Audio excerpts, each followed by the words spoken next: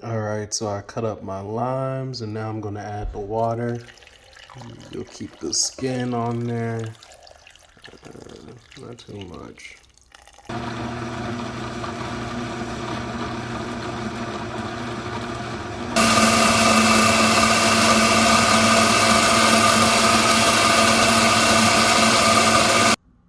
And we're gonna go ahead and strain that out.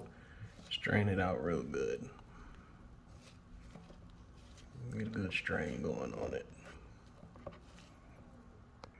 So I read that you could double strain it, but really didn't strain anymore. So I think it's pointless to double strain. Half a can of condensed milk. I might mess up because I really don't know what half a can is supposed to look like. So you probably pour too much. Well, yeah, that's definitely more than half a can, like I said. And drop some ice in there. And now you have a cup of Brazilian tea. Oh shit, lemonade.